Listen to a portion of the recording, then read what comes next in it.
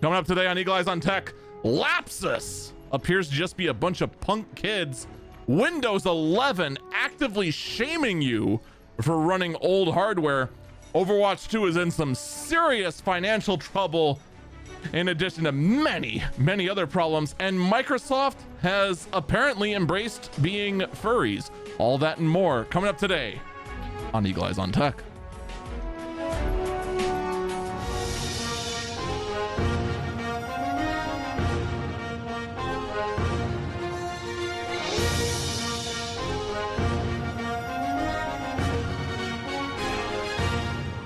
Good morning, good afternoon, good evening, North Stream. What are this? Eagle Eyes on Tech. I am Eagle Falcon. We have a lot to talk about today. A lot. So we're just going to get right to it and definitely not talk about my poor little gaming rig that decided to eat itself. But that's a me problem, not an anyone else problem. But you know what isn't a me problem? Kaspersky is now on the list of national security threats issued by the FCC.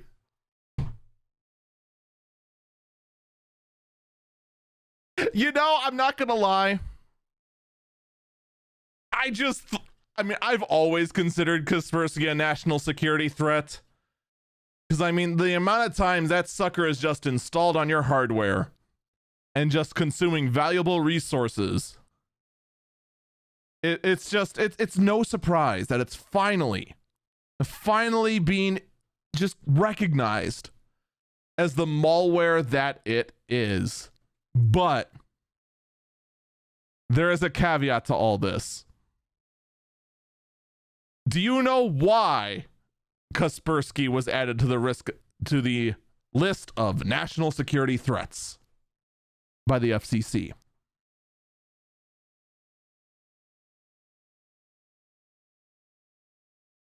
I feel dumb for not calling this earlier. Kaspersky is a Russian company.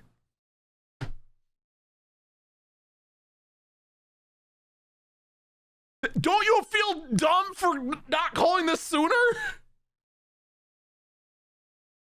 Someone in chat says, is there more? No, it's because they're Russian. That's literally it.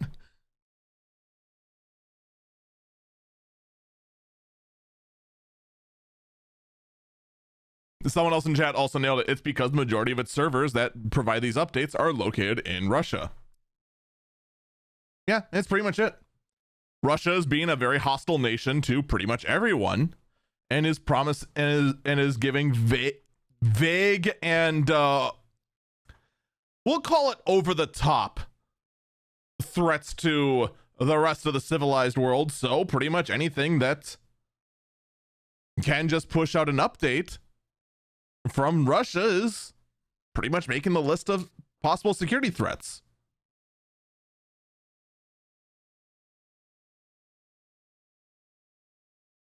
But yeah, when that crossed my desk, I'm not gonna lie, totally forgot that they're Russian. Now, this story I'm late to the party on, but I still want to talk about it because this really is a big problem for certain content creators. Vimeo is telling their creators, the people who actually make the content that you view on Vimeo, that they have to pay thousands of dollars or leave the platform. This comes due to a policy change with Vimeo that says that the content creators must pay to use the service of Vimeo.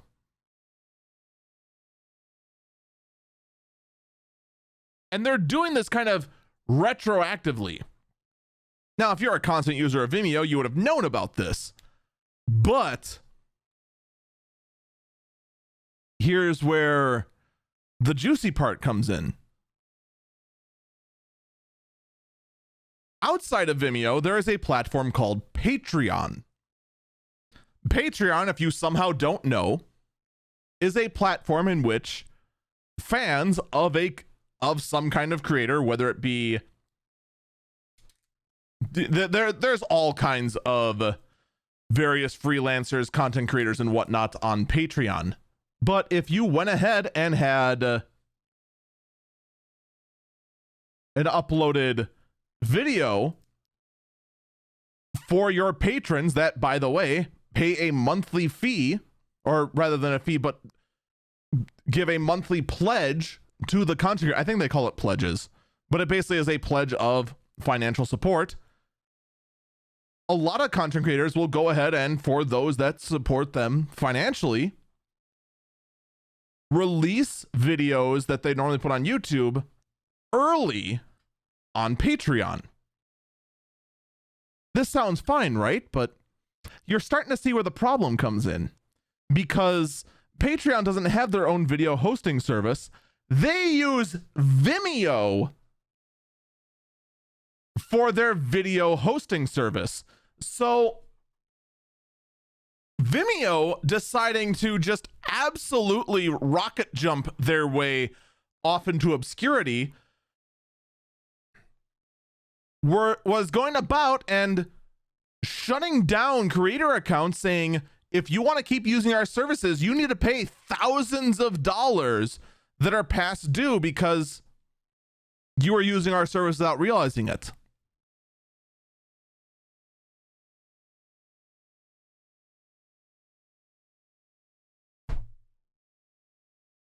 The worst part in all of this is that if you are a frequent user of Patreon for this kind of system, all of a sudden, all of your patrons are furious with you. All those exclusive videos they were paying monthly to get access to, gone. Thanos snapped out of existence because Vimeo decided to implement this policy. I'd say it's a policy based on sheer greed. Actually, no, yeah, it is a policy based on sheer greed. But the unfortunate thing is that, yeah, this is absolutely shooting Vimeo in the foot. Like, as a content creator, I actually used to, long ago, when I was a young streamer just trying to go ahead and do silly things like do Jackbox streams constantly, I used to simulcast on a lot of different platforms. I believe I was doing like up to 13 at once. And I had all kinds of systems in place to try and unify the chats as much as possible. Vimeo was one of them. Vimeo's backend was so bad, it was very difficult to get working in the first place. But you know, if Vimeo's saying you need to pay us thousands or walk,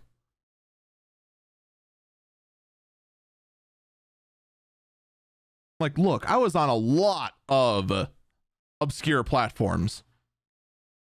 Twitch, YouTube, Mobster, Ustream, Stream.me, a bunch of other ones that aren't gone anymore, Beam.tv.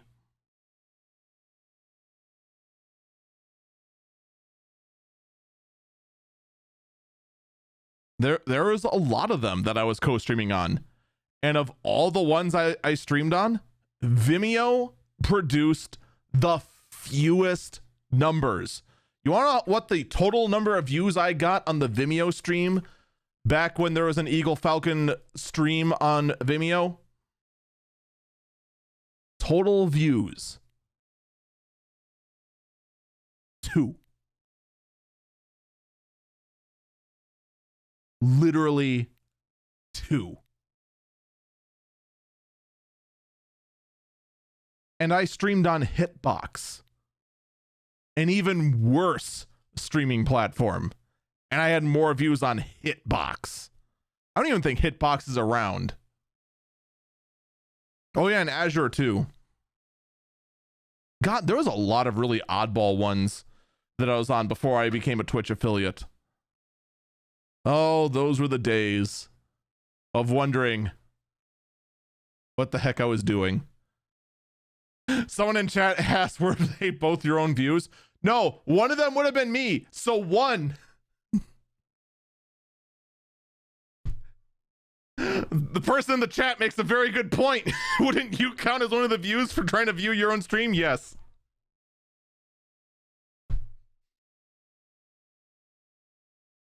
So the number of viewers I got from Vimeo was somewhere between 0 and 1.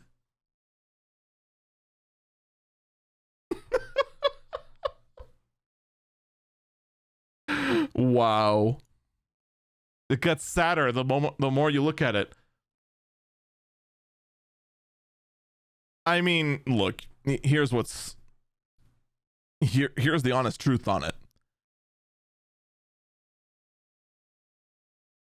Vimeo is going to go the exact same way as Artesian builds.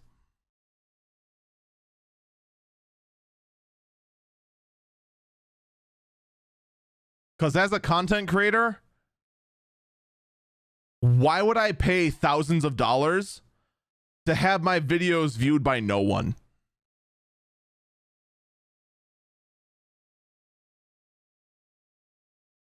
What's in it for me?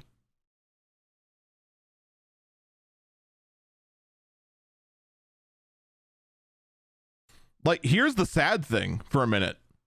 If YouTube were to go down and all of a sudden all the content you had on YouTube can't be viewed anymore, and you're a content creator that does YouTube, that does that style of content, you know where you're gonna go? You're either A, gonna go and upload your stuff to Twitch, or B, and it's gonna be, it's probably the optimal choice if YouTube actually vanished. And everyone's gonna hate the fact I'm gonna say this, even though they know I'm right. You're gonna upload it to TikTok. Because it costs you nothing. And there's not a resolution limit anymore.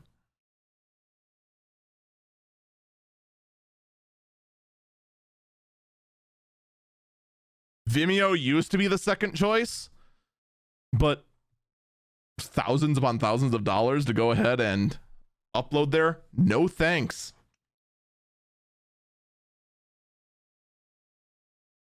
Content creators, whether people want to realize it or not, is a business. Any money you spend, you expect to make back somehow. And if I'm giving Vimeo $2,000, I'm expecting thousands back somehow. Whether it be in ad revenue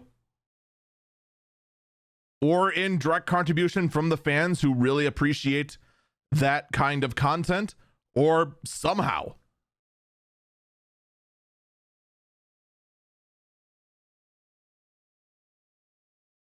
Because in the end, content creation, you have your own bills to pay. Whether it be the electric bill to keep your lights on to actually keep making the content, the food so you don't starve to death, the rent so your landlord doesn't kick you out and then wonder why the heck you have thousands of dollars of equipment and a studio running in in what was supposed to be the master bedroom of the apartment. Not that I would know anything about that.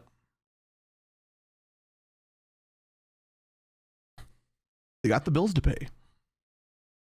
And if you're just expecting them to just take $2,000 right in the shorts, it's just not going to happen. And this especially makes Patreon look bad. And I kind of wonder now, what is Patreon going to do for their video content? Because sticking with Vimeo is not going to be an option. It just isn't. In the end, only time will be able to tell. Someone in chat says YouTube. Probably. Probably, honestly.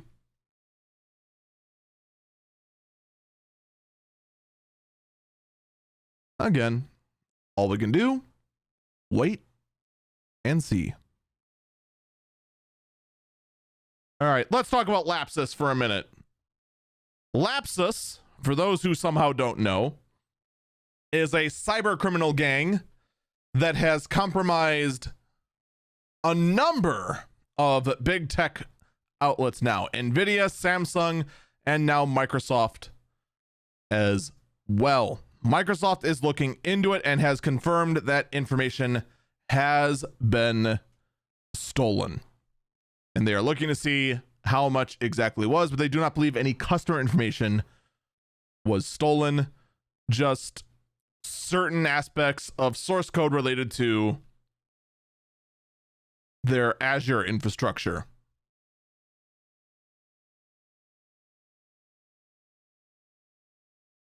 And now to make things even better, Microsoft has received a ransom note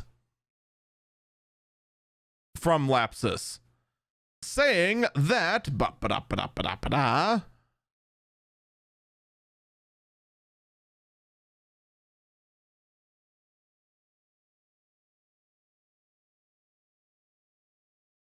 does this article really not say what it is?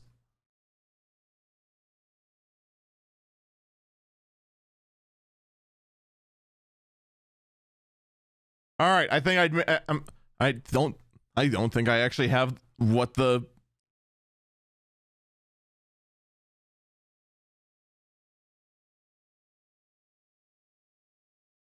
Yeah, no, they actually don't have it. All right, well that was awkward. I'm sorry I brought it up. Not that it really matters because we've gone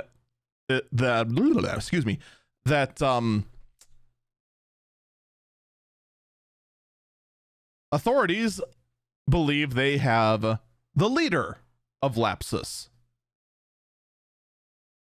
And I'm not gonna lie, I'm shocked but not surprised. I should have called this very early on. Because let's think for a minute here about modern hackers. Modern hackers will go ahead and go for pretty much their task is very simple. They want to get in, not be detected, get whatever info they can, whether it's targeted info or just info in general, and see what they can do with it, get out, and then either sell the info directly, threaten to sell the info for a bigger ransom,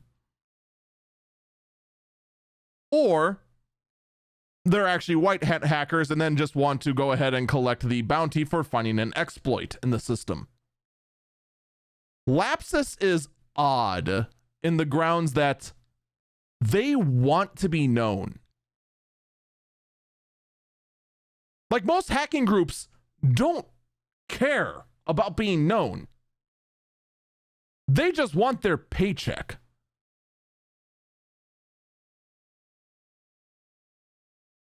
So why has Lapsus cared about notoriety? Well, the answer is incredibly obvious in hindsight. They're teenagers.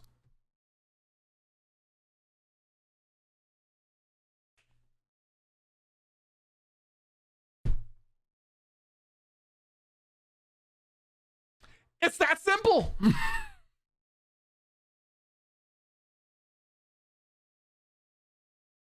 Currently, right now, we have multiple teenagers located in Oxford that are being investigated, one of which being one of the leaders of the Lapsus with a $sign cybercrime gang.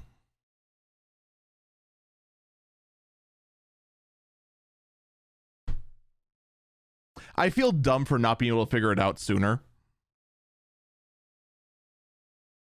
No other hacker would actually try to go ahead and let themselves be this known. No other respectable adult hacker would name themselves Lapsus and then throw a $sign behind it because why not, lol. Honestly, the $sign behind it might have been a sign that it could have been, you know, early 2000s, like teenager. That's like something I would have expected from back then.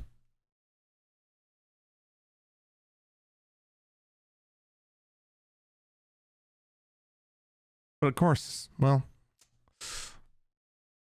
we're of course going to be following that. Right now, that's all we know, is that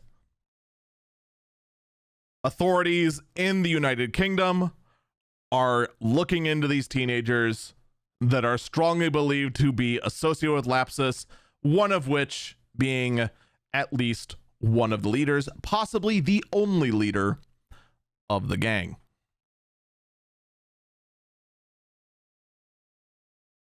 Who would truly be surprised?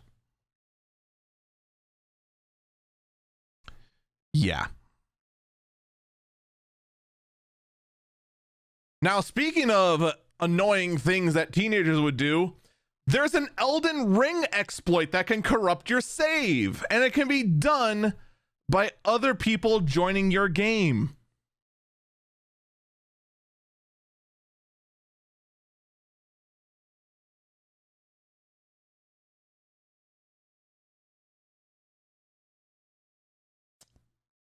Whoops.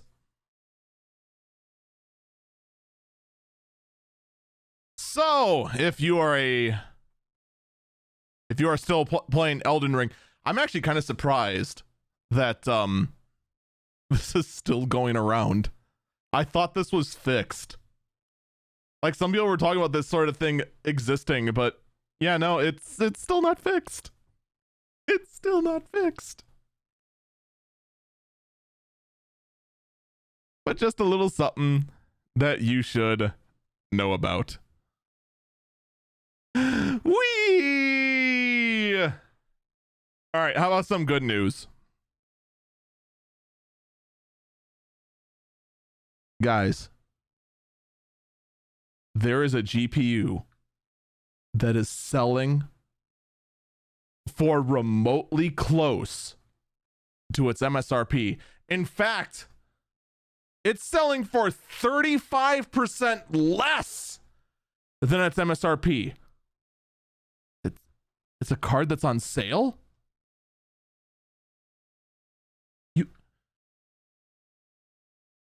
What does this mean? Are the good times coming?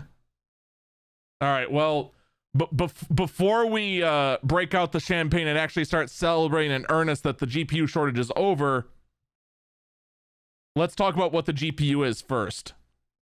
The GPU that is selling for 35% below MSRP is a failure of a GPU. It is the RX 6500 XT, a GPU launched by AMD that was trying to be sold for 229 euros. I actually do not know how much it was supposed to be selling for US. Probably like 249 or something like that. But is now selling for 169 euros and is basically a mobile GPU in a full-size GPU, in a full-size body.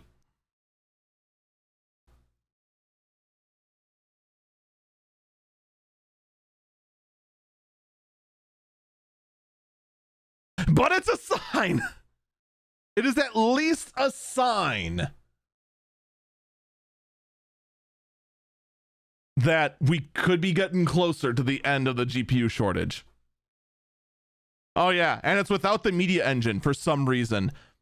Like, there's a lot of things that are just odd about that particular GPU that just made it like, no. Like, we all knew at the actual MSRP that it was a bad deal. And of course, it got scalped. Immediately it got scalped.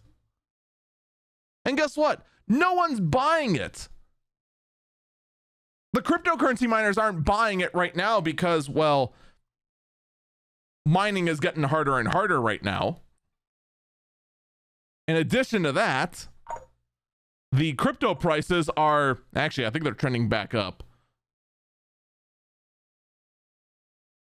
And then of course it's missing key features. They're just trying to meet that price point. But why?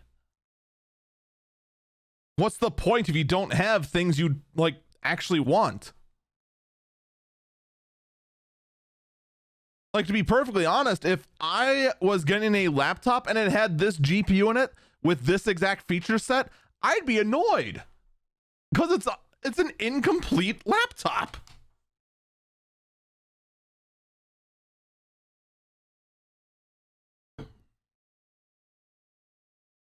But again, it is a sign.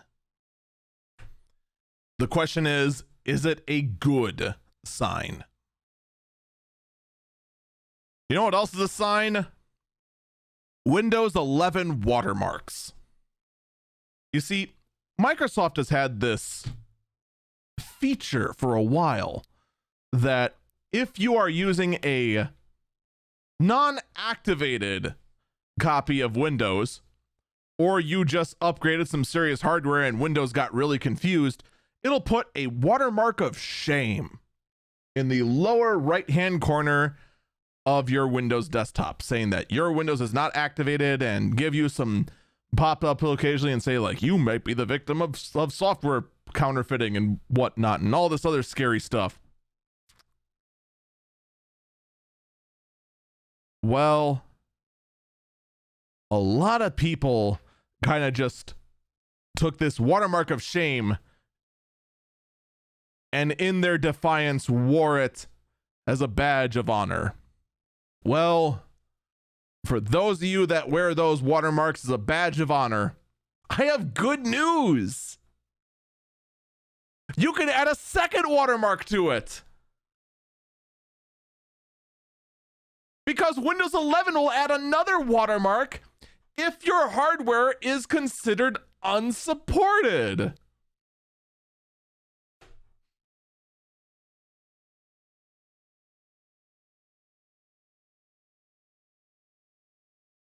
Microsoft, you're doing a really bad job of like trying to walk this fine line of trying to support legacy hardware, but not really.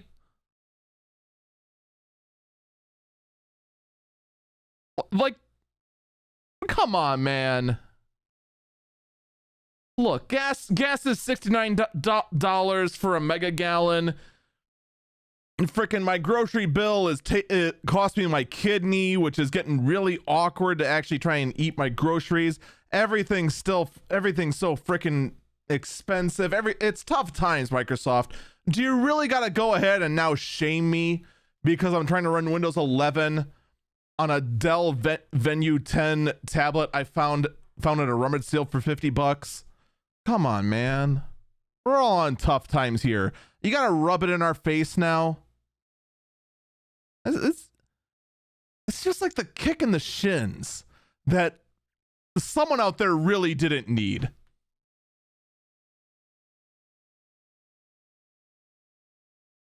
It's like, could you imagine? Part of me now wants to just go ahead and I have a laptop that I use currently. It's now running Windows 7 solely because it needs Windows 7 to run some older RTS games. Part of me now wants to try and install Windows 11 on it just to see how angry it would make the operating system to go ahead and install Windows 11 on a Core 2 Duo based system.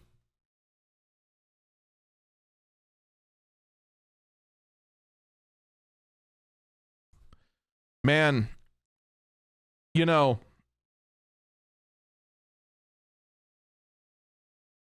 I don't know what it is about Microsoft lately. They just really, really want to make sure that people hate them, that they just continue to make poor decisions that make people consider actually trying to learn Linux. And even in sections that they should excel at, they just fall flat on their face. Like, for example, making a computer specifically targeting the education sector. This should be a home run for Microsoft.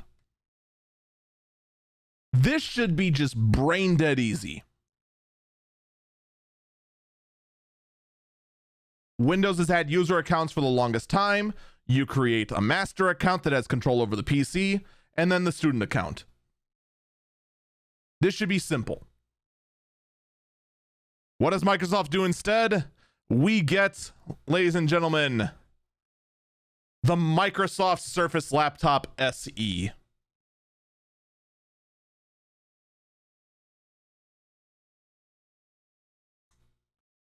A laptop that had too many corners cut. A laptop running the lowest end Celeron they possibly could. Not enough RAM, the cheapest SSD they possibly could, but hey, it's $350.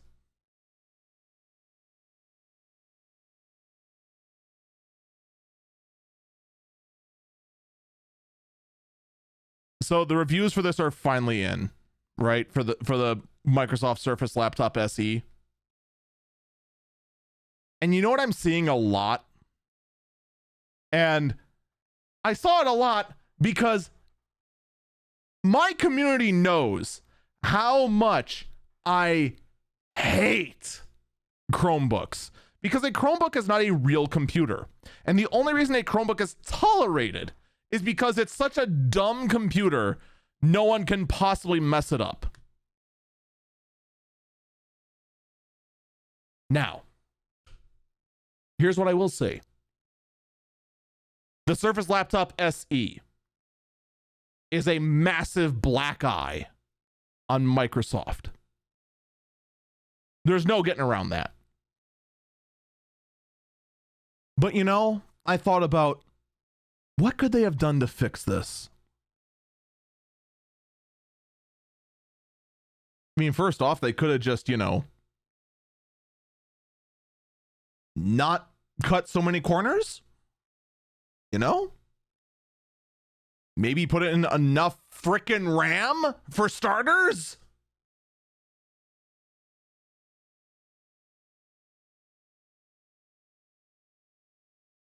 But the concept of just get a Chromebook.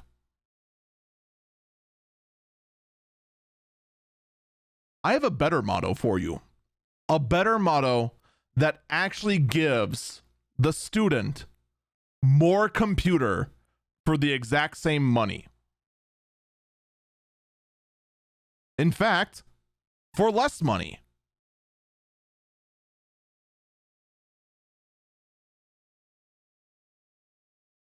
You want to get them a Chromebook? You should have got them an iPad.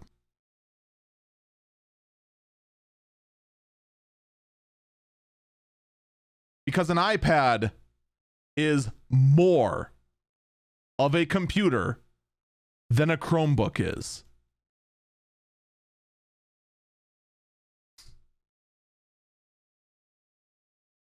You have user accounts. You have complete control over the device, both on a local level and on a remote level. It is cheap. There is actually a file structure system in there that you can actually access, so you don't have the situation like you did with a college room, with an entire college room where no one knew how to use the frickin' file explorer on a real computer because, oh, a Chromebook's good enough. No, it's not. It's not. A Chromebook is a terrible life decision. And the fact that these are still accepted everywhere really just shows how lazy the education sector really is. My Google phone just turned on and said, I'm sorry. I'm sorry. What did it say? I'm sorry you feel that way.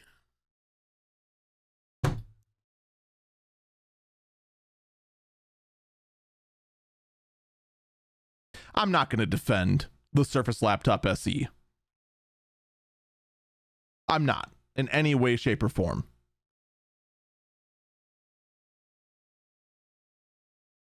But the fact that so many people are willing to say that this is acceptable is insulting. And the fact that Google continues to go down this route of trying to keep boosting up Chrome OS while giving it basically nothing, while pretending it has something,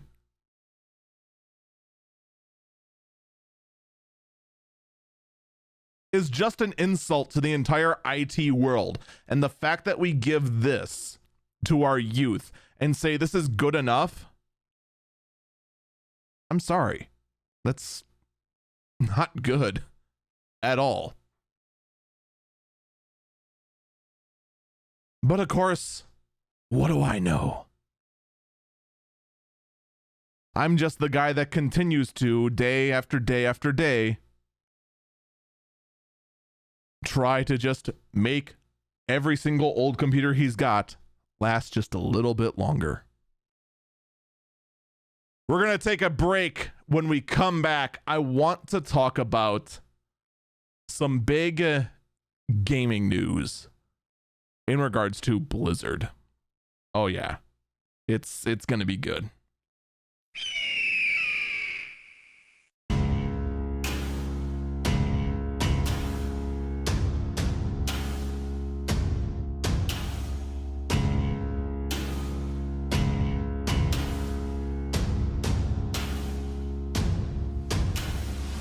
Welcome back, Eagle Eyes on Tech.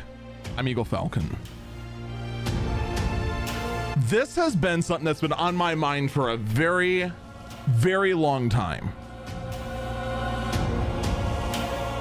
What is the actual benefit to NFTs in gaming? Because everyone's trying to go ahead and push NFTs in gaming. Everyone and their mother's trying to make it happen, but no one can give a benefit. I finally found one. But there's something I want you to keep in mind. How many people have said that the benefit to NFTs in gaming is that when the game dies, those assets could be reincorporated into a future product? So right now, if you were to go ahead and say, let's take, I don't know. Let's take Overwatch, for example. Right now with Overwatch 1 is being phased out completely. Any amount of money that you spent on skins in Overwatch 1 is basically going to be phased out as Overwatch 2 comes into place, and that's going to be that. When Overwatch in general shuts down completely, every single cent you invested into those skins, gone. Poof. Vanished into thin air. Never to be seen again, never to be used by anything ever again. But in the case of an NFT, and if those skins were in an NFT, a future game could reincorporate those assets, and you have the NFT that says you paid for that skin. Now, this argument falls apart immediately because if Overwatch 2 ever goes, if Overwatch and Overwatch 2 ever goes down, the link that says you own the NFT for that thing just leads to a 404 error. But the fact that no one else is trying to make this one argument is actually kind of stunning. And, you know, these sort of things can happen. You think a giant like Blizzard can't go down overnight, especially with a title like Overwatch that is an esports title. A lot of money behind that. Right? It can't fail. Right?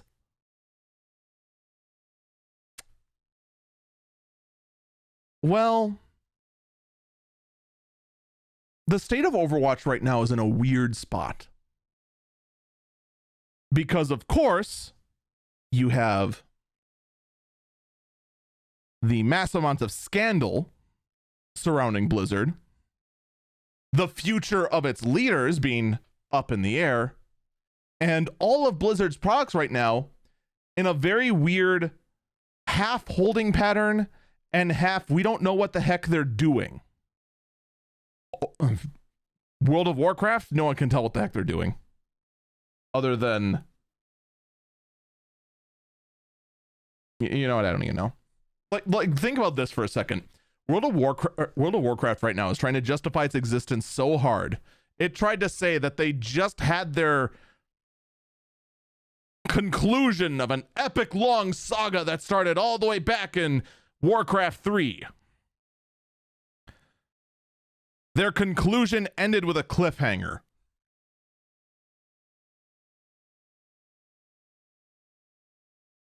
It also ended with more questions than answers. Also, it was dumb. Like, for their staff to call their current saga the conclusion of anything that started all the way back in Warcraft 3 is an absolute insult to everyone who played Warcraft 3 and loved the story. It's also an insult to the original writers of Warcraft. Period. Hearthstone is in a holding pattern. Overwatch 2 has been delayed indefinitely. I mean, it's a weird situation right now, especially since, well, Blizzard's being bought out. But there is a sign of life. There's some hope for Blizzard. Don't worry, everyone who has written them off as being a dead company. There's a sign of life. The PvP beta for Overwatch 2, the game we thought was dead because apparently everyone who worked on Overwatch 2 either was traumatically harassed or a harasser and left the company. But look, the beta's coming out.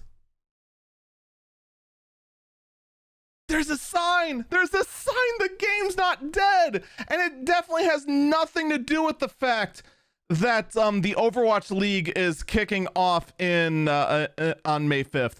It has absolutely nothing to do with it. It has nothing to do with the fact they want to give any sort of sign of life that the game's not dead yet and that people should go ahead and sponsor to the Overwatch League so that they can make their money. It has nothing to do with that at all. This is all about showing that they're here to go and support the players.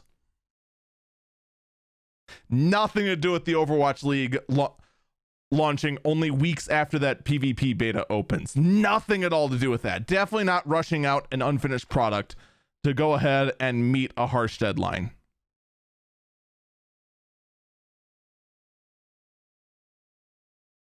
So yeah, obviously Overwatch 2's PvP beta launching soon is all about the Overwatch League and trying to shine any light on it so that they can go ahead and get some sponsors, because currently right now the sponsorship count on the Overwatch League is at an all-time low. I want you to guess. The whole league, the whole Overwatch League, keep in mind, this is a massive league.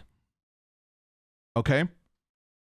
This is a whole thing, bunch of teams, each one of them having sponsors, each one of the matches having sponsors, tons of eyes watching, you know. There's normally tons upon tons of sponsors. Guess how many the Overwatch League has right now? How many would you guess? 30? 20? 15? 12? A whole dozen?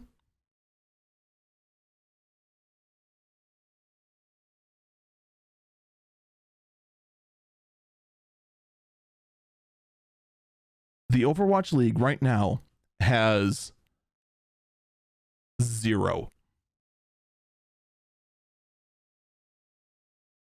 Zip. Zilch. Nada. Not a single sponsor. And this is even way worse than it sounds. For something like this to not have any sponsor is stunning, because of course there are companies out there that have no self-respect at all. There's companies like Comcast who will just absolutely treat their customers like the worst pieces of garbage on the planet and just not even care, throw money around to go ahead and cover up the problem.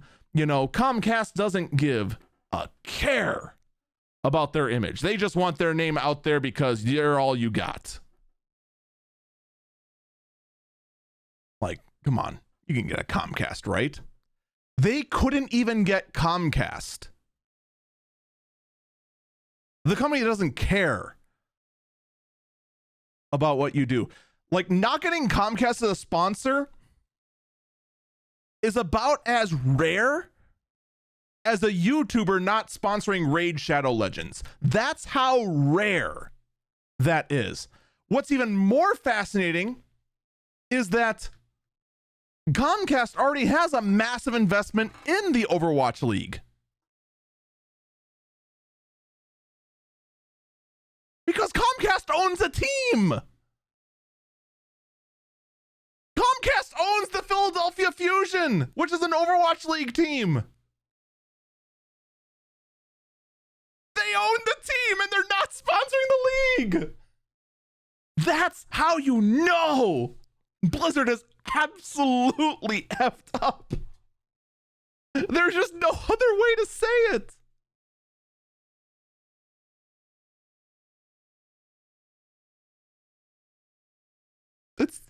It's amazing. That really should say something about all this. Now, in addition to all this, I want you to think about something else for a minute, all right? The only out Blizzard has right now is Microsoft just straight up buying them. I can't even begin to tell you how much of a lifeline that is. It is the only way that intellectual property, that those games are ever going to see a second life. And also for all of those out there that want to think that Bobby Kotick is going to somehow still remain in Blizzard after all this, that somehow Bobby Kotick is just going to have a lower seat in Activision Blizzard. No. First off, Bobby Kotick is also on the board of Coca-Cola, or at least was. He has now stepped away from that job as well. That is a big sign that he plans on just stepping away from the business life in general. And also because you take something like the Overwatch League and you have no sponsors. None. How is the Overwatch League going to pay for anything?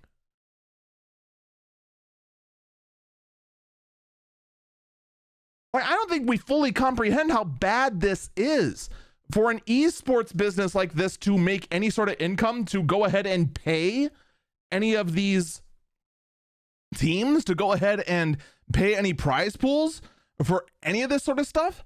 You need to generate money with no sponsors, and the fact that the content is broadcasted for free on YouTube, the only money you are making literally is in YouTube ad revenue only.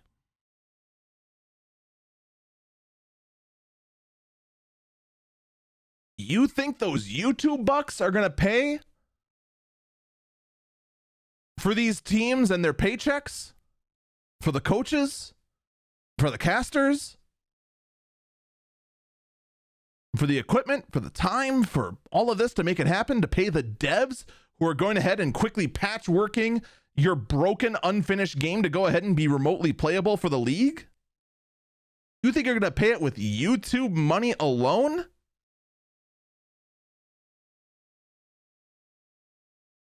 I'll tell you what, the Overwatch League this time around is going to be an amazing must-see event, because it is going to be a massive dumpster fire.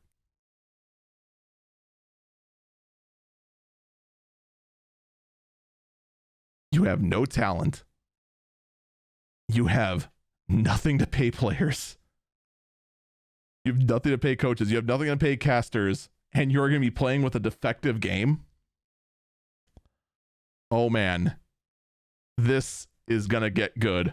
Oh, and also for good measure, just in case you thought there was a chance Bobby Kotick could escape this unscathed, surprise! Another sexual harassment lawsuit. It never ends. The details on this one is not very specific. They're very broad. Mostly because we just don't know yet. So a lot of what we do know is just speculation. But yet another allegation of sexual harassment.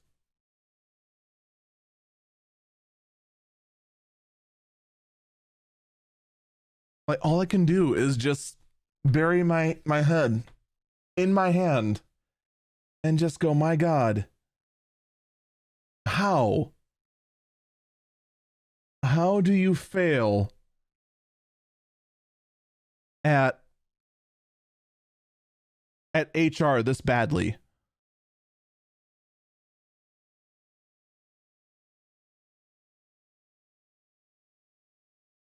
It's stunning and impressive, to say the least.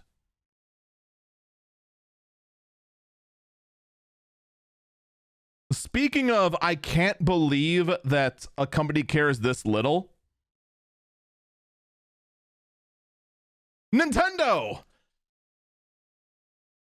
has finally talked about the fact that the Nintendo Wii and DSi shop channels have been offline for days.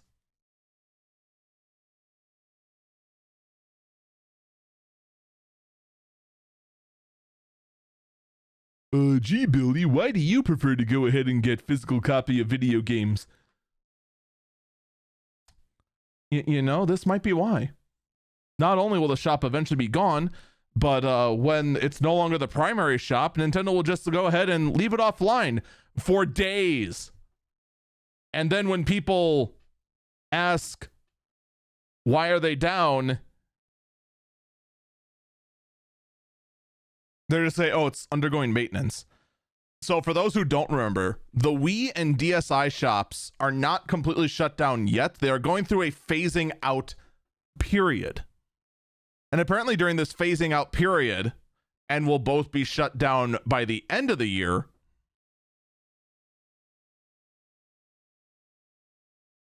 they can just go offline for days, weeks, and they just won't care.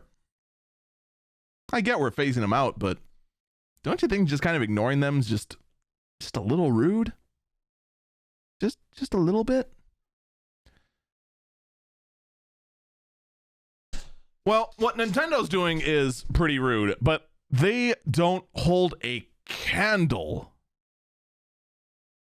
of not caring about their customers compared to this company.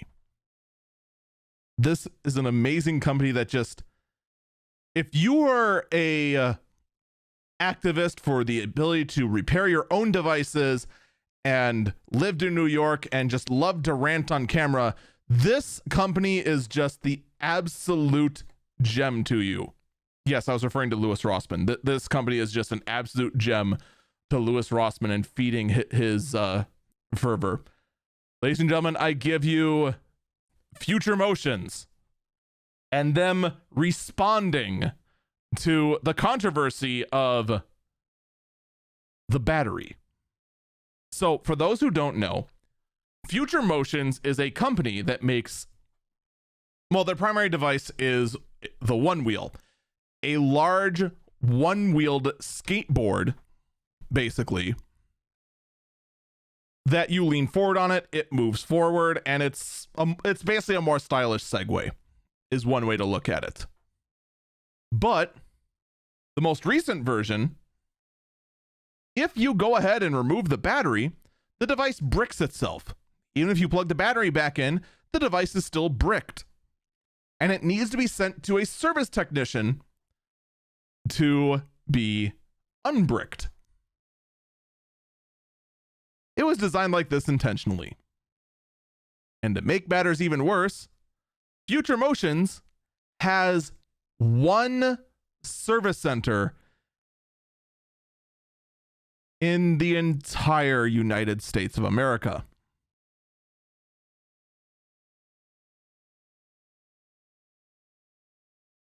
Cool. And no, they will not sell you the battery. Not that it would matter, because even if you had the original battery, it would still brick itself the moment you swap it. But it's okay, because they have come and spoke on everyone's favorite platform. Or rather, they didn't speak on this platform specifically, but someone posted the entire reply on Reddit.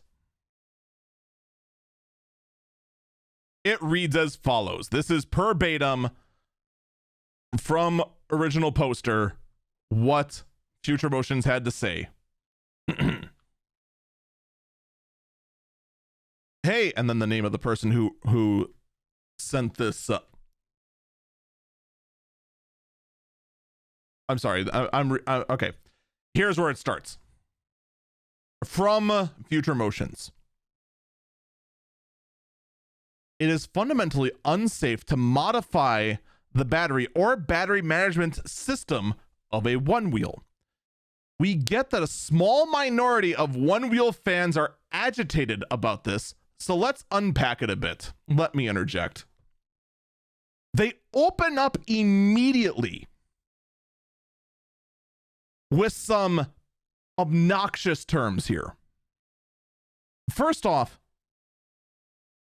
they say it's unsafe to modify the battery. Nobody's modifying the battery. They're trying to replace it, because a lithium-ion battery will eventually go bad. We haven't found a battery yet that will last indefinitely. It'd be a breakthrough technology if we did, but tragically, we don't have it. Another word that sticks out like a sore thumb. A small minority. This is a favorite term of Apple. Apple loves to just say, this isn't a big deal. A small minority of 100% of all the MacBook Pro users have bad keyboards. But it's just a small minority. We have some very vague, loaded terms. So, some good ones here. The response continues. One wheels are dynamically stabilized vehicles designed for on and off-road use. Unlike a car with four wheels, there is no margin for error.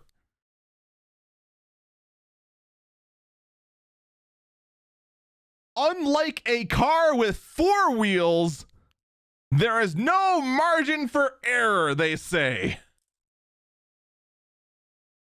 Let me interject. You go ahead and have a car with one bad wheel, and let me know how safe it is to drive that. The fact they have the balls to go ahead and try to make this comparison. Dude, your semi-truck has 18 wheels. So what if one wheel's slightly smaller? It's no big deal.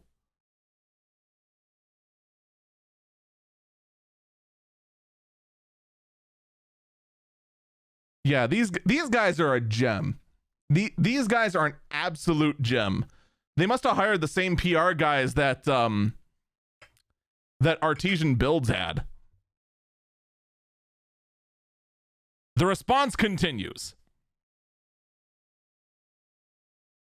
People ride them on all kinds of terrain in an incredibly demanding fashion, so battery modules and the BMS, that's battery management system, must be built with the highest levels of safety and quality control to withstand a heck of a lot of abuse. We source the highest level components.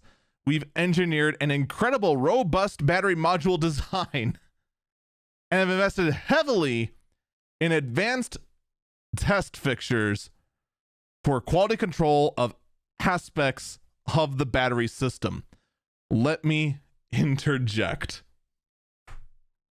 I want to remind you, it is a electric motor that when you lean forward on the board, you move forward. This isn't about safety. If this was about safety, you'd sell us the parts. You'd go ahead and give guides so that these devices that are in such dangerous terrain as you just described in off-road environments, that service could be done in the field for when things go wrong. When you design something for off-road use, you don't design it with the intention of just never breaking down ever. You design it to reduce the chance of it breaking down to a minimum and then be ready to be quickly serviced. You'll notice in off-road vehicles, if you've ever seen them, they have, big tires. They have self-inflation systems so they can go ahead and handle this. They have big shocks to handle that. But you know what else they have? They have a winch. So that when they do get stuck, because they figure it is inevitable that it will happen, that you can pull yourself out and that you have a spare tire so that not even though our tires are very robust, you can swap it out. So already on the grounds of we're trying to make this as safe as possible because it's used in dangerous terrain, you're doing it wrong. Like, to an extreme length. Like, it's actually stunning.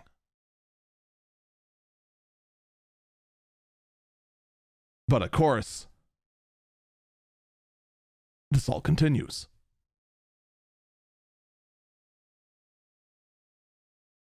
We also have engineers who design the one-wheel battery system design. Wait. We also have the engineers who design the one-wheel battery system design a battery management system from scratch to ensure the highest level of battery safety in all situations. This battery management system is designed to specifically work with the battery cells and pack incorporated in the one wheel and no other cells or pack arrangements. Let me interject. No one is asking to go ahead and use their own batteries. Literally no one.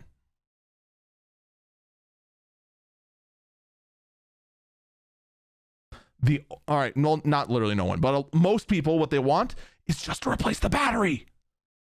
You won't even sell the original.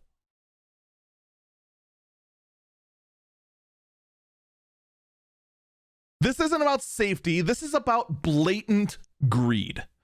You are trying to out-Apple Apple and trying to make it so that the device physically will not work unless you get your hands on it. Don't lie. Because that's what this is. One giant batch of lying. The statement continues.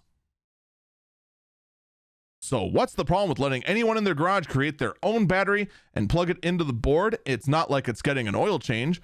Both the levels and complexity, nor the level of risk associated.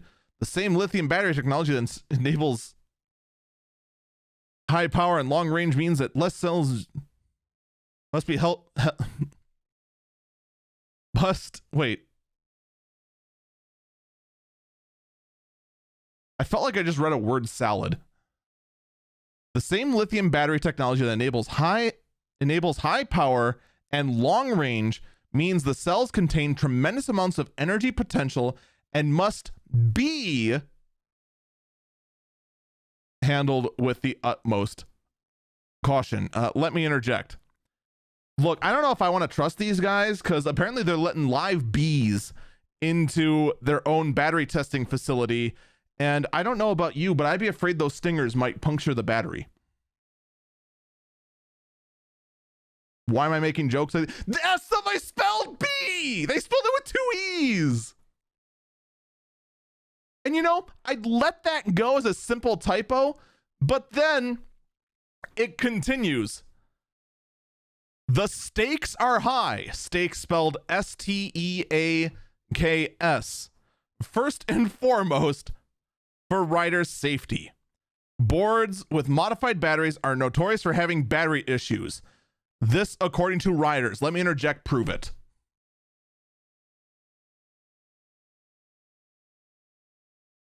Prove it.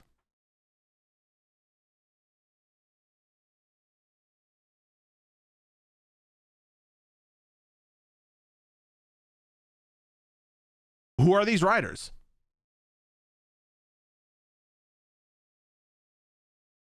Because the thing is that those same riders wouldn't be able to prove it themselves because the device doesn't work with modified batteries. It doesn't even work with the original battery. If I go ahead and try to power cycle it.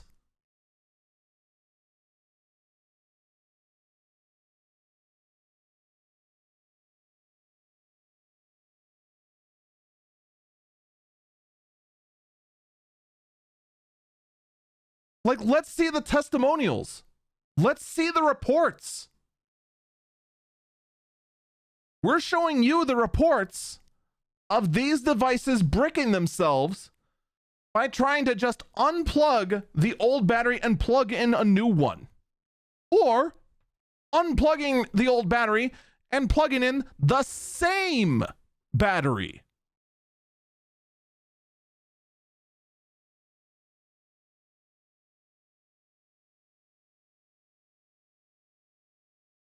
But go ahead, please. Tell me more about safety in this.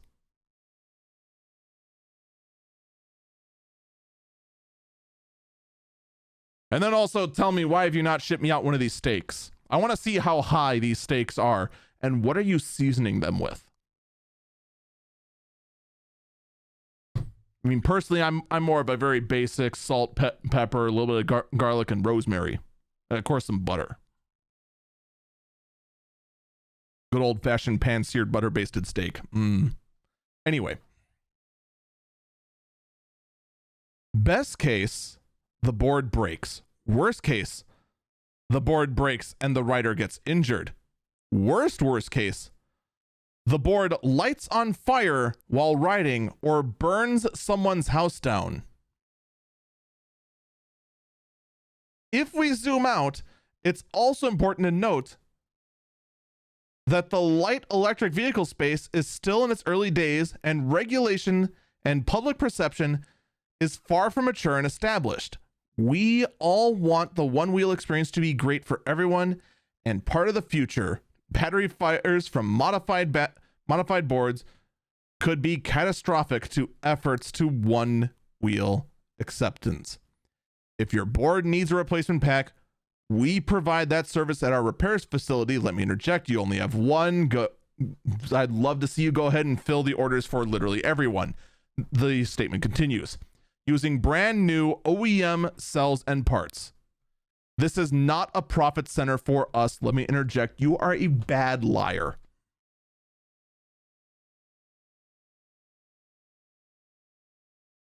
If it is not a profit center for you, you would go ahead and sell the parts and put out documentation for it to be serviced by those who feel they can be technicians.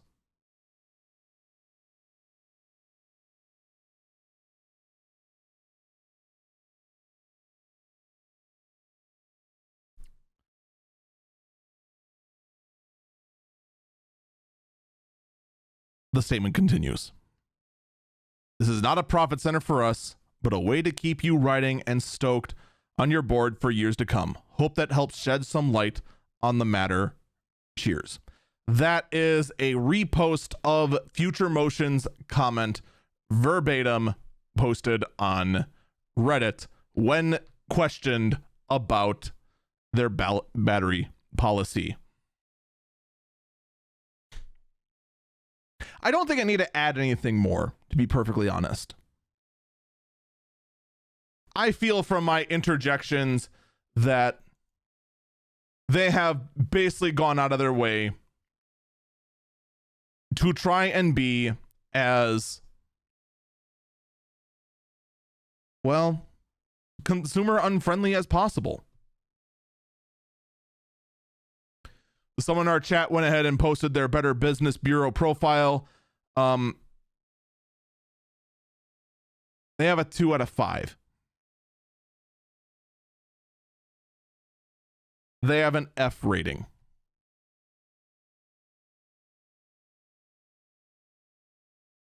They only have one service center, and it's in California.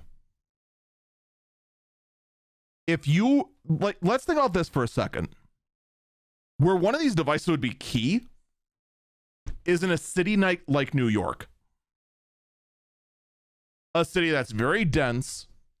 Trying to get around with a real vehicle is nigh impossible. Electric bikes have a war against them by the mayor of New York. So a device like this, if you just want to get around, this would be ideal. But if your battery dies, you can't have a spare on hand. You would have to send it out, wait for it to ship out to California, which would take about 5 days, unless you paid extra. Wait for them to finally get to it, whenever the heck that would be, and then ship it back. Which they would, which even if you went ahead and did same day air, I guarantee you they would not. Which means you'd be without your primary mode of transportation for weeks.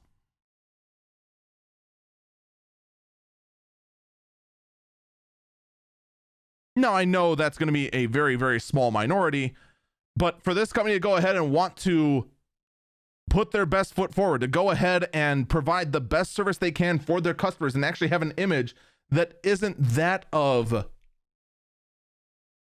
blatant corporate greed,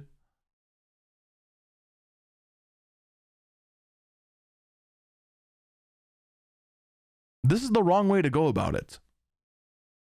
To go ahead and try to go and use safety as their reason as to why no one can replace their own battery. You can't use a third-party one.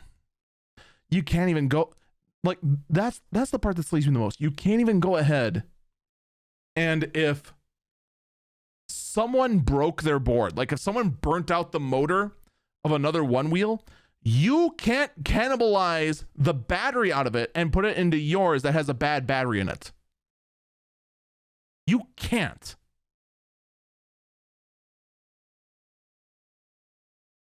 Whether you had the know-how to do it or otherwise, you can't.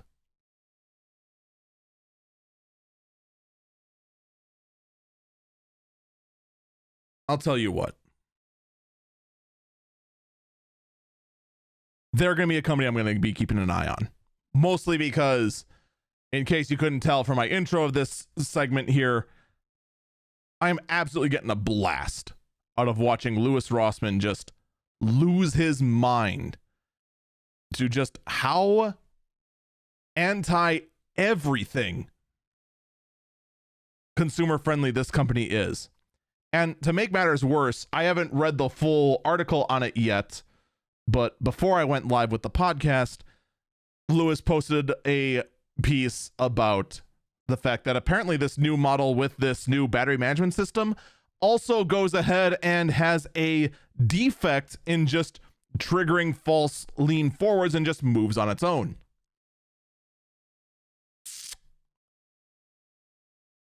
Oh boy. So yeah, I guess they don't care about safety that much, assuming that is true. But again, I haven't had a chance to look into that one all that much more. So, you know, take that with a bowl of salt, because I have nothing to back that up other than a headline I read on a YouTube video. We're going to take a break here. When we come back, let's actually talk about some good stuff that happened with GPUs.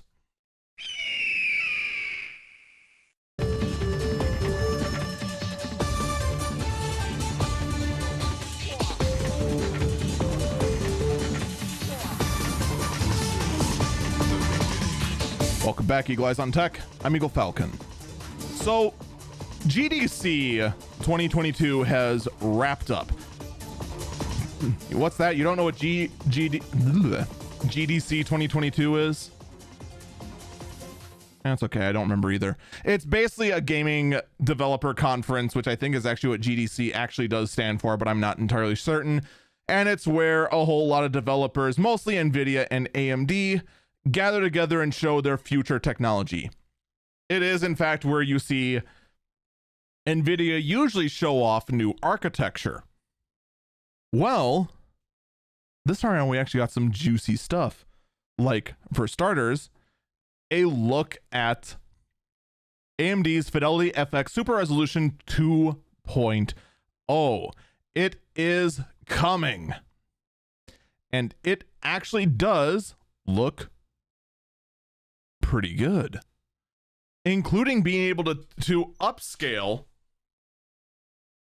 an almost 480p image. Granted, their example used a 960 by 540, which is a resolution I don't think anyone has used ever, all the way up to 1080p and a 1080p up to 4K.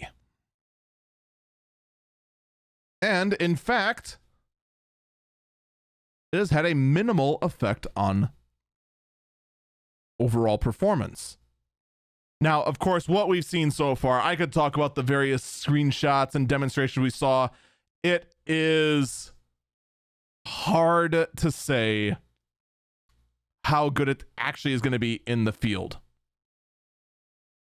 It is also going to be hard to say how well it's going to work on each card, because supposedly this will be able to work really well on... What cards do they say this would work on? It's apparently just going to be built into, or an update to, cards that use GPU open. So that should, in theory, work on a wide number of cards and just basically be free performance in theory, but there's a decent chance I'm not getting this as well. The point is that it's coming. It looks good so far.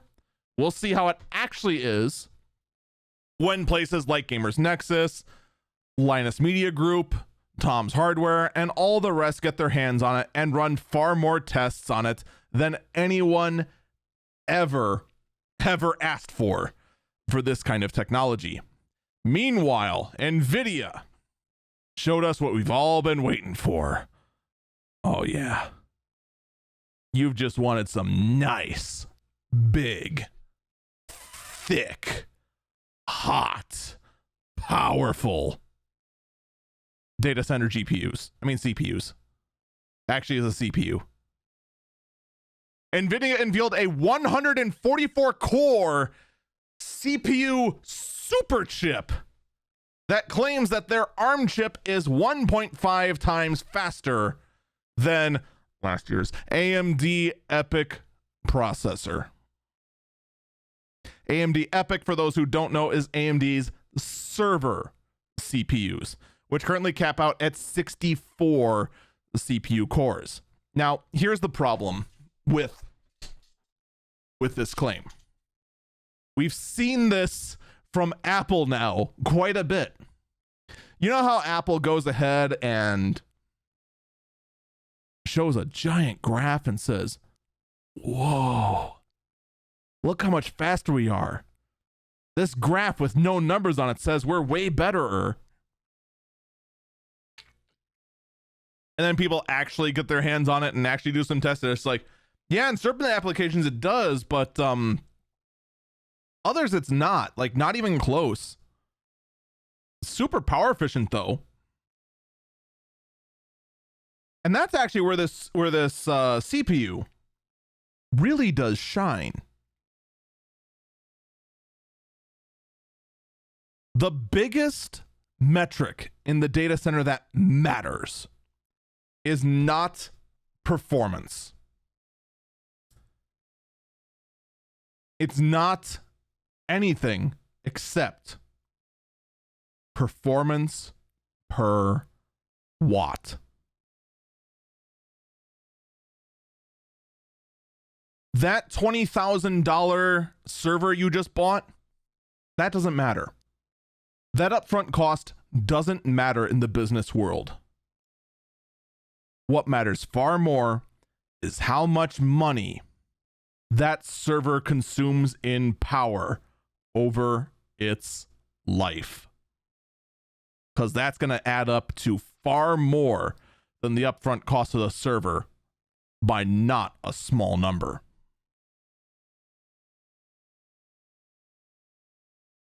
So to go ahead and release an ARM CPU that can compete with x86 and hopefully do it in a way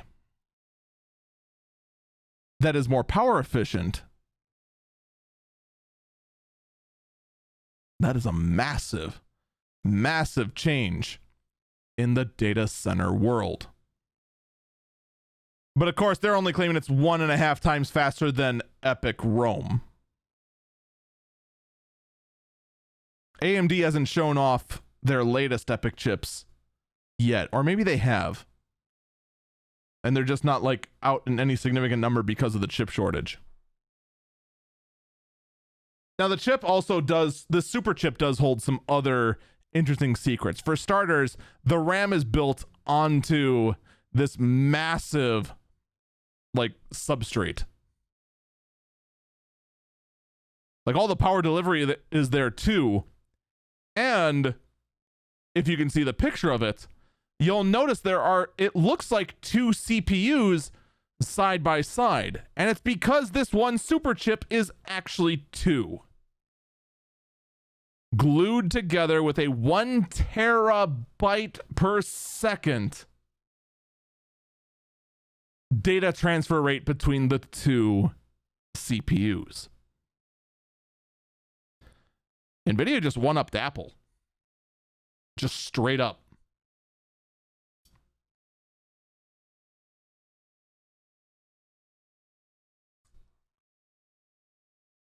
Now, of course, this is something we're not going to see in any home PC. I would be stunned if this was even seen in a workstation. What this really matters in, where it's really going to shine, is, of course, in the data center. This also could be a way that that Nvidia just could be the reason why Nvidia decided not to sign on with that Interconnect Express standard or the UCIe. Remember that? Remember how ARM, Intel, TSMC, AMD, Google, and quote, more industry leaders sign on about that? We talked about it briefly. This could be why we didn't see Apple or Nvidia sign on to it, because they had their own method. But here's my question. ARM already signed up for it, so what's the point? Guess it's going to be a matter of time till this new universal standard will just be part of Nvidia's and Apple's anyway. Ah, well. But in any case, that's not all Nvidia showed off, of course. Oh, no, no, no, no, no, no, no, no, no. Because Nvidia wants us to know they're still on track. But they don't want to tell us they're still on track. So how can they tell us they're still on track without telling us they're still on track? Well, ladies and gentlemen, the Nvidia H100 GPU, the newest high-end Hopper GPU.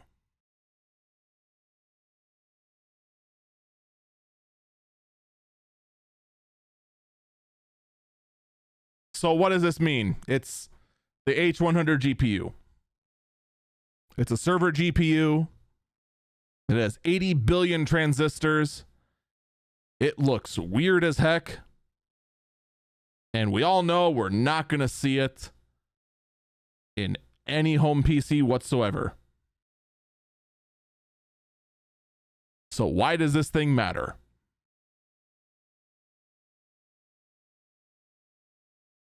It matters for the same reason that the A100 matters. And the K100 and the P100, the T100, the V100.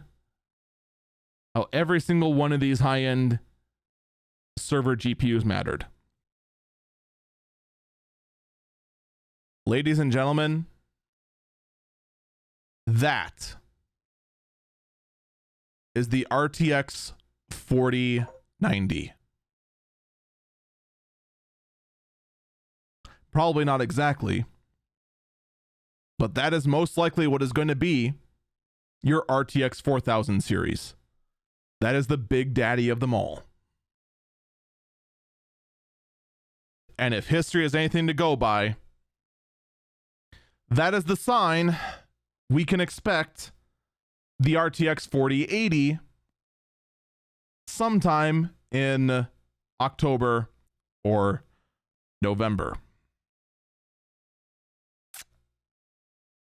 So, new GPUs are coming. I know what you're thinking. You're expecting me to tell you to wait.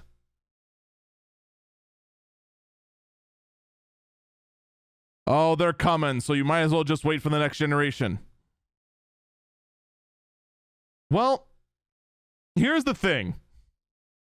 And chat's already getting ahead of me on this. The GPU market nowadays, nobody cares about performance per watt. No one cares about the power consumption. No one cares about the PCI Express standard that it has to go with. No one cares about its actual performance in a game. No one cares if it can run Crysis or not. No one cares about any of those metrics anymore. There's only one metric that people care about in graphic cards in this modern age. One statistic and one statistic only.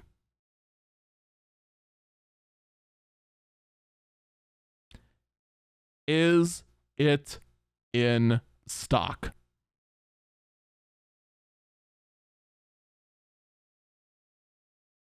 And that's the sad truth.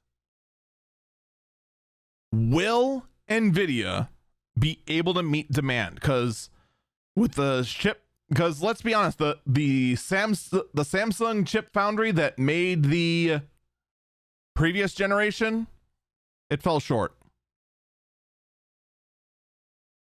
So, is Nvidia going back to TSMC? No. Ladies and gentlemen, I present to you the strangest alliance in the tech world. Nvidia is floating the idea to partner with Intel for the next generation of GeForce GPUs.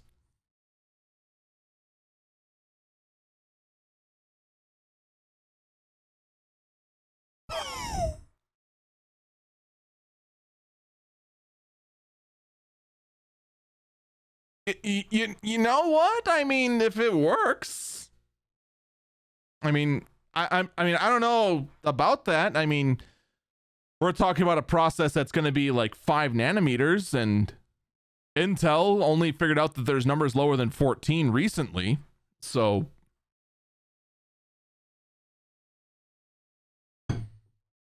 I guess go for it.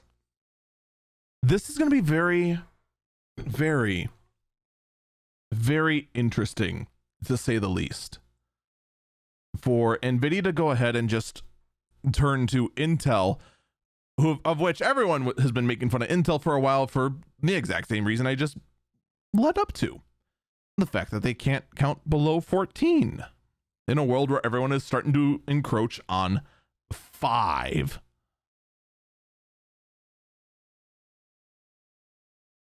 So will Intel be able to get this kind of process node ready in time?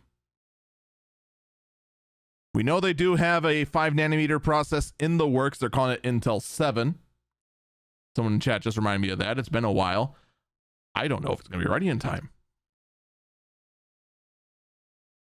But even though Nvidia made record profits last year,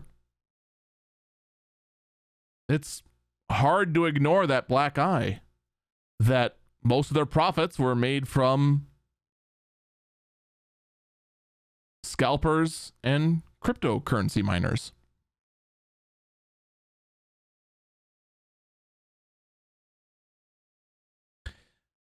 Personally, if you can save up, I would save up. I would absolutely save up now.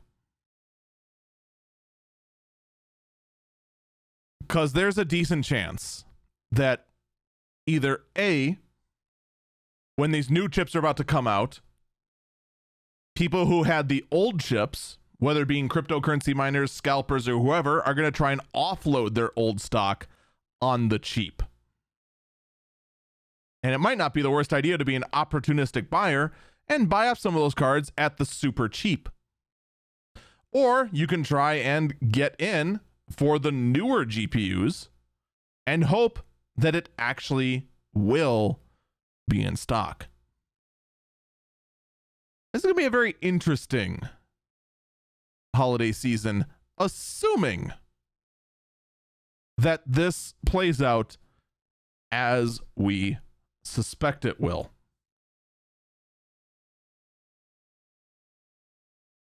Meanwhile, also out there, Nvidia is planning on Streamline.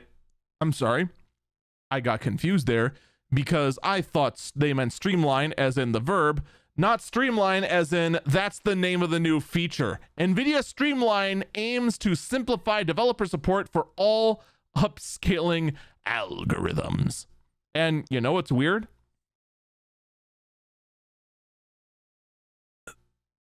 This one's open source.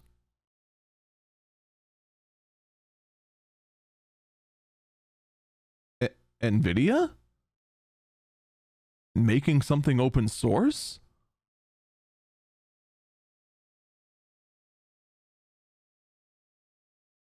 Did the hackers actually get to them, or are they actually being friendly?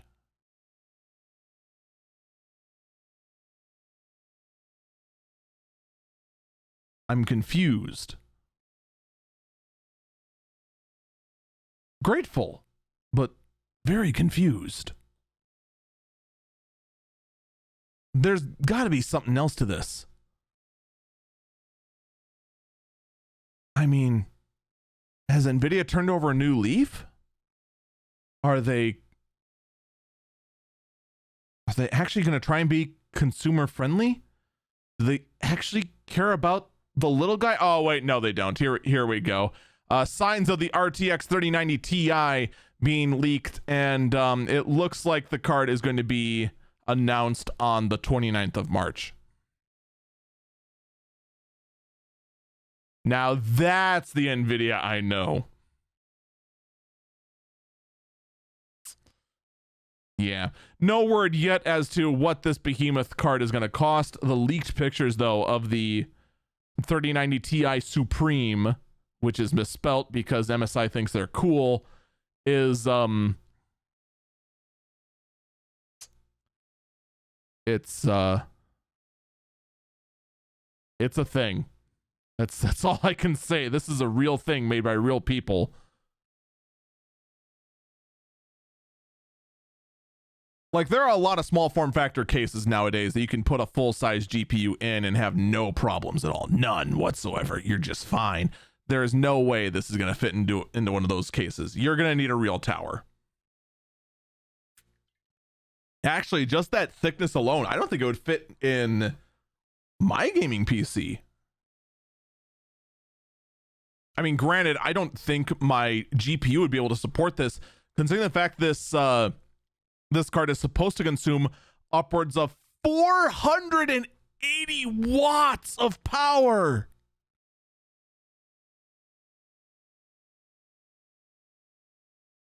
What the what?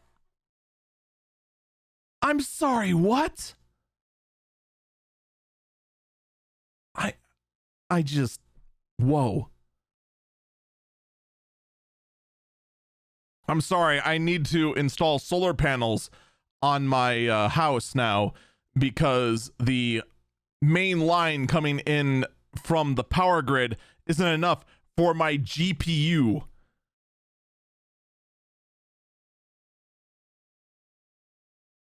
Holy cow. Gotta go ahead and install 3,000 watts of solar on the roof just to compensate for that. And then, of course, because I know how to rant and plan everything out, we have leaked information regarding the RTX 4080 and 4090.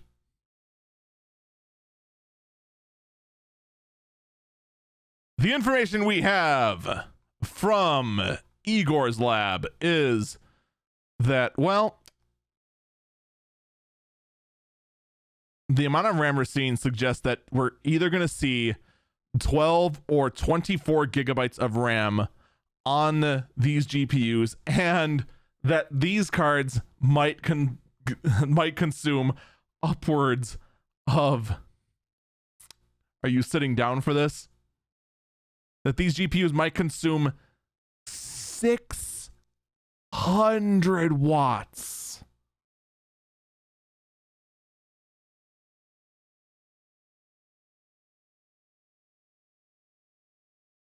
My entire streaming PC. I think both of my PCs combined, I'd have to look at the power draw. I don't think both of them combined consume 600 watts. Like, that's absurd. 600 watts.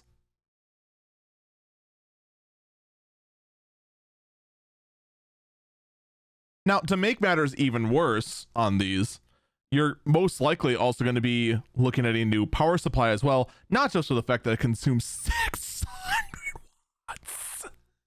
600 watts, what the heck? But also the fact that, well, more and more information, and by more and more information, I mean the fact that the standard is now official and released, is going to change the fact that we're going to be switching instead from the 6 and 8 pin connectors we've all known into a 12 pin connector with a smaller 4 pin connector above that can deliver up to 600 watts on a single cable.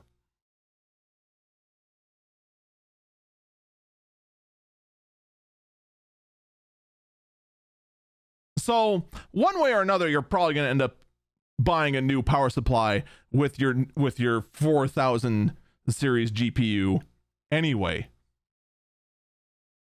Zone in chat asks, how are these power requirements going to go with the California legislation? So here's the fun one. That California legislation, you want to know how useless that California legislation was? It was only regulating the sleep consumption power.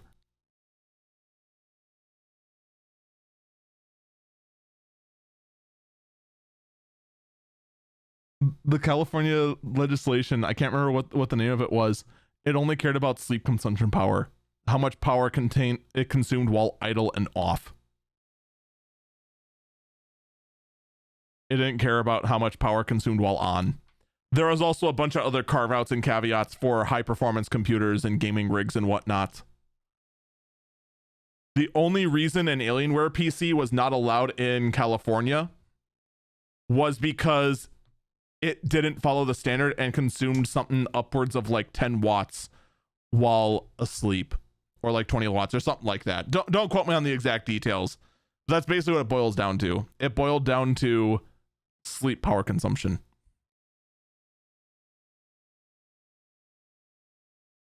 Slow freaking clap.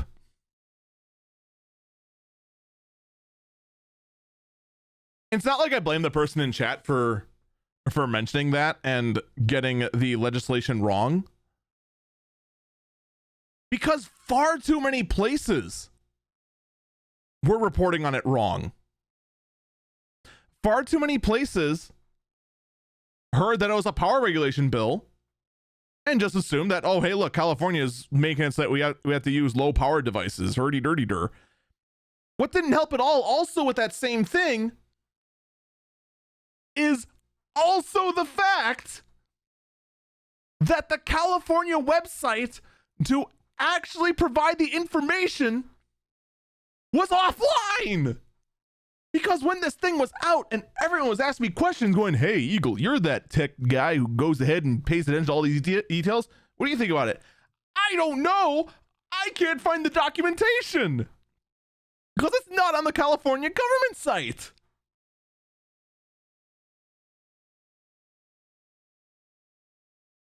I had to get it from newspapers that photocopied the actual bill, because the actual government records were down. And knowing how effective the state of California is at that sort of thing, it probably is still down. All right, one last little interesting bit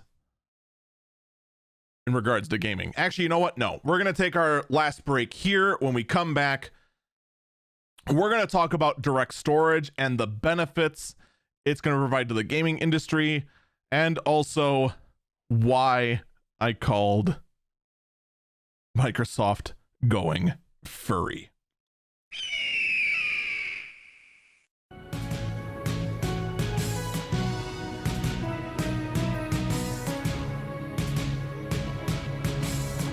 Welcome back, Eagle Eyes on Tech.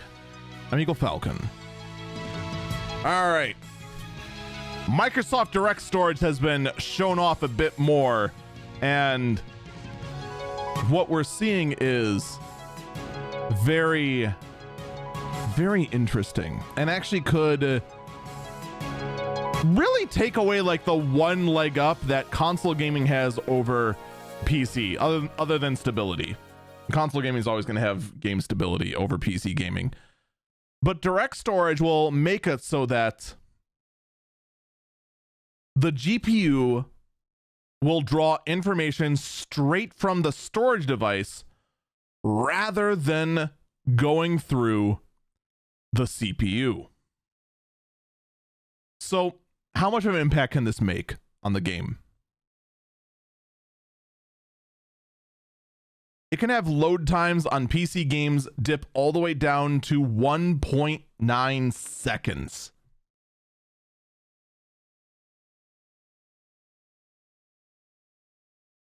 That's nice.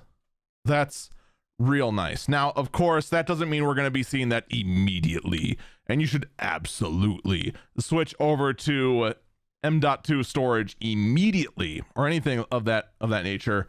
It is going to take time for the developers to enable and implement this protocol on their games. If I go ahead and install an M.2 SSD on the 12-inch problem somehow and fire up Red Alert 2, guess what? Its load times are going to be exactly the same as it was, because the game's old. The game has no idea what direct storage is. It has no idea how to use that protocol at all. That and the 12-inch problem doesn't have an M.2 slot on it anyway. I should also mention that the 12-inch problem is an old Windows 7 laptop with a 12-inch screen. It is not a euphemism for get your head out of the gutter, you weirdo. Speaking of weirdos, Fortnite is apparently experimenting with a mode of gameplay that undoes the one thing it had going for it. To make a battle royale out of Fortnite with no building whatsoever. It was literally the one feature Fortnite had that was unique to the game. Why? Oh, why would you remove the one unique thing you introduced? It's a very, very bizarre life decision. And good luck, I guess.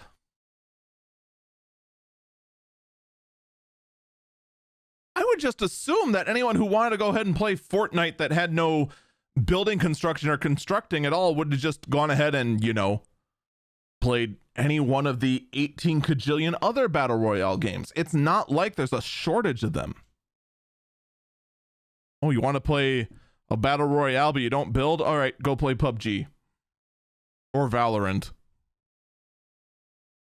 or Call of Duty. Actually, don't play Call of Duty. Actually, don't play any battle royale. You can pick a better game for yourself. I believe in you. In other bizarre news, though, Asahi Linux has been released for Macs, specifically the M1 Apple Silicon Macs. Yes, my friends,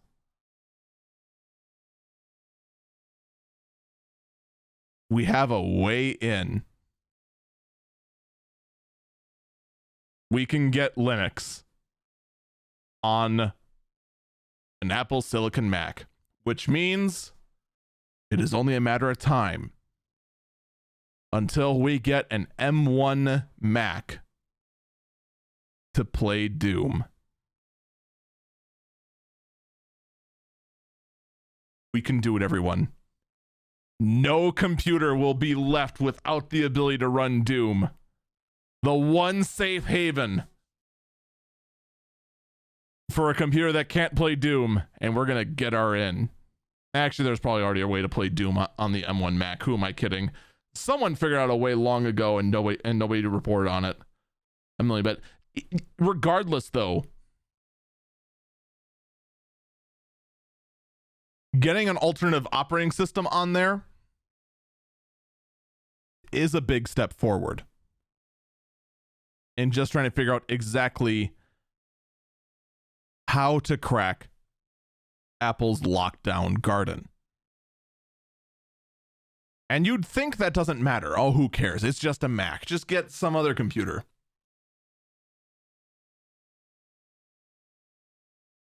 When you talk about device longevity, these kinds of quote unquote cracks to go ahead and get another operating system on a device means that once it has left its useful life cycle, when Apple decides that this device is not worth supporting anymore and refuses to do anything with it, it can, in fact, serve a second life. There is actually a community that goes out there and gathers up some of the old Power Mac or Power PCs, the Power PC based Macs, also known as Power Macs,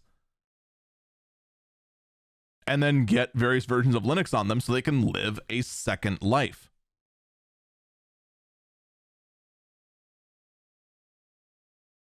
Especially since, you know,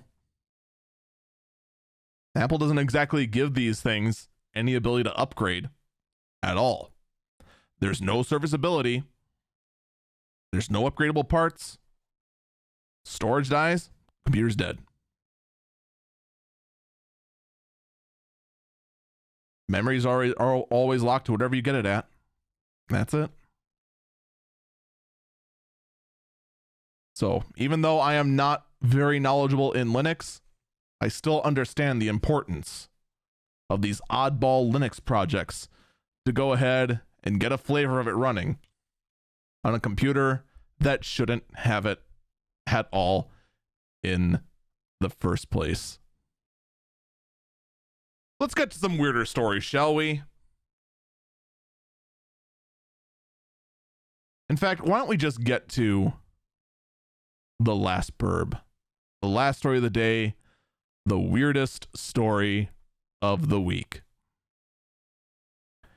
It is the fact that Microsoft has decided they're just going to go ahead and come on out. They're going to go ahead and show the world what they're all about. Just unleash the beast that's been hiding inside and just absolutely went ahead and released these absolutely hideous looking Xbox controllers and are giving them away on a Sonic themed sweepstakes. What were they thinking? It is a set of Xbox Series controllers that are covered in synthetic, I assume acrylic fur in both red and blue to symbolize, obviously, hot and cold. I mean, Knuckles and Sonic. Of course, to go ahead with the new Sonic 2 movie coming out. Now, cool idea. But as someone who knows what it takes to clean unique fabrics, I have to ask, how great is it going to be to use those controllers? You've got, again, I am assuming that it's going to be the same sort of acrylic fur you find on a lot of cheap but trying to be high-end fake fur trimmed winter coats. So the fur is acrylic, which means it cannot be exposed to high heat at all. Whether you wash your hands thoroughly or not before grabbing them, you are going to get dirt and sweat gunk into these things like nobody's business.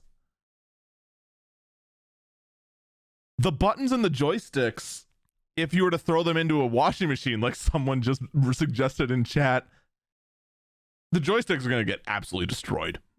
They're not going to survive. Even if they went ahead and conformal coated the entire PCB of the controller and just basically made these things watertight, the mechanism for the joysticks are going to get destroyed.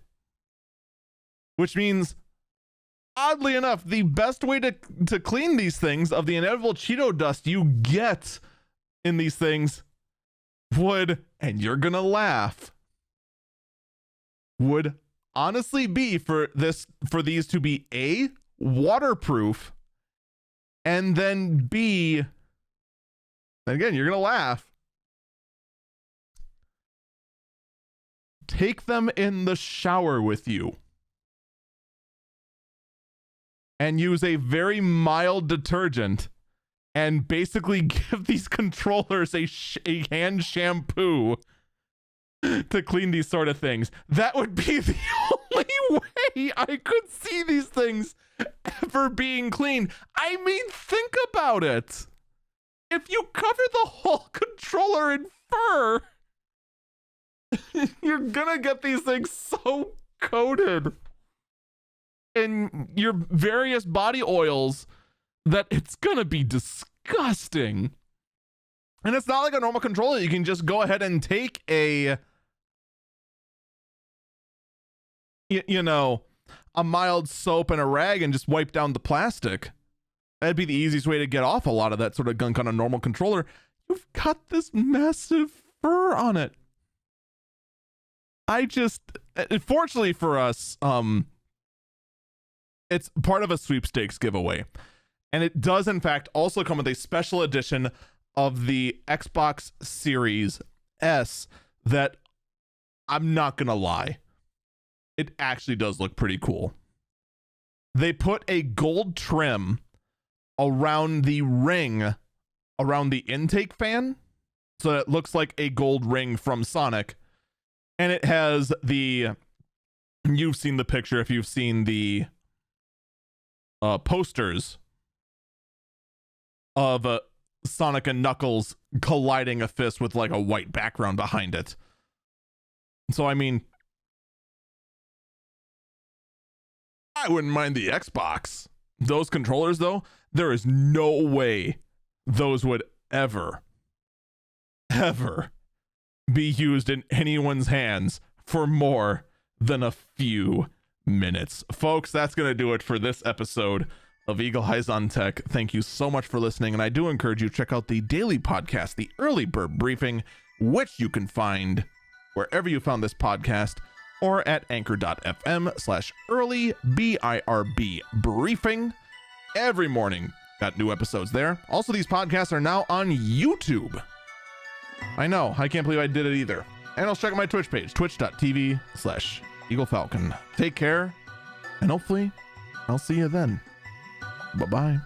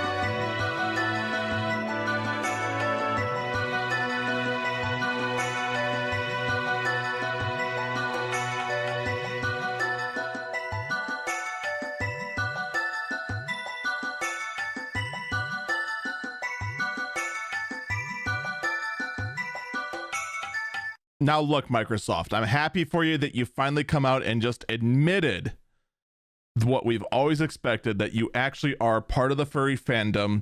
All I ask is that you please just don't be one of those furries that just go ahead and throw it in everyone's face and just be the most toxic bleep hole out there. It's the last thing the rest of us need while trying to figure out the rest of this insane world. Also, we just want to know, can we get an edition of the Xbox Series S there, but without the Sonic graphic, and just instead call it the Lord of the Rings edition? I can't take credit for that one. That's absolutely from chat. Thank you, chat.